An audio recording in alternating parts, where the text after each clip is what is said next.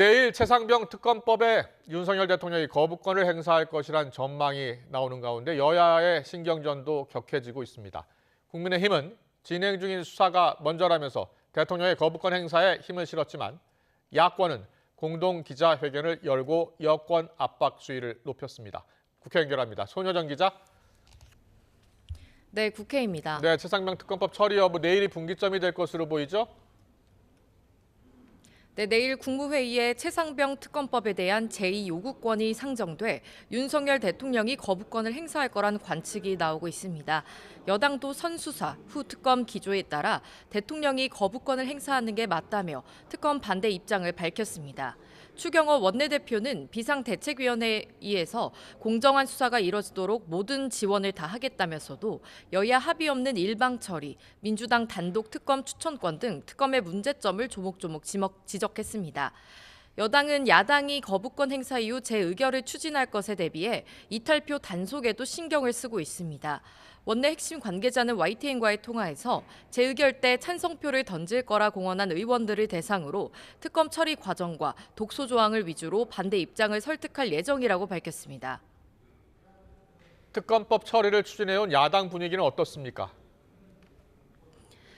네, 민주당은 최상병 특검 거부는 총선 민심 거부 선언이자 진실 규명을 거부하는 행위로 규정하고 다른 야당과 공조해 압박 수위를 높이고 있습니다.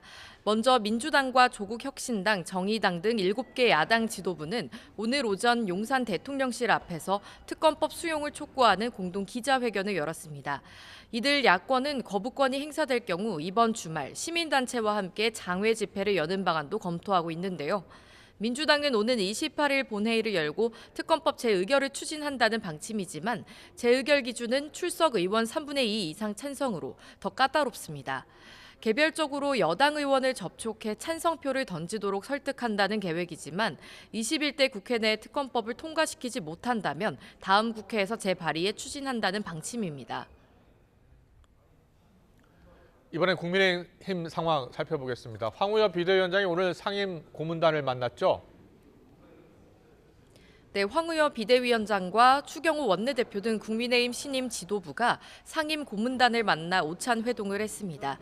상임 고문단 회장인 정의화 전 국회의장은 이번 총선 참패를 발상에 전환을 하지 않으면 영속하기 힘들다는 경고의 메시지로 받아들여야 한다고 말했습니다. 이 자리에서는 전당대회 룰 개정과 총선 백서 집필 등 당 현안에 대한 의견 수렴이 이뤄진 것으로 전해졌습니다. 상임 고문단은 최근 한동훈 책임론이 불거진 총선 백서 작성을 전당대회 이후로 미루자는 의견과 당원 투표 100% 전당대회 룰에 일반 국민 여론조사가 반영돼야 한다는 뜻도 전달했습니다. 황 비대위원장도 YTN과의 통화에서 룰 개정 문제를 들여다보겠다는 뜻을 내비쳤는데 지금의 규정을 어떻게 개정할지에는 여러 의견을 수렴하겠다며 가능성을 열어두었습니다. 민주당에서는 이재명 대표 연임론이 대세로 굳어지고 있다고요? 네, 새 지도부를 뽑는 전당대회를 석 달 앞두고 이재명 대표의 연임 요구가 높아지고 있지만 정작 당사자인 이 대표는 말을 아끼고 있습니다. 어제 대전에서 열린 당원과의 만남에서 이 대표의 연임론이 거듭 거론됐지만 이 대표는 웃으며 답변하진 않았습니다.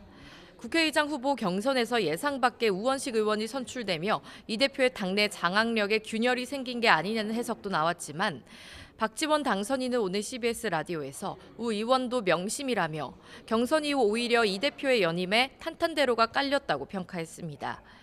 당원들과 당내 여론이 이 대표 연임 지지로 쏠리는 가운데 이 대표가 전당대회 일정을 고려해 7월 초쯤 결단을 내릴 거란 전망도 나옵니다.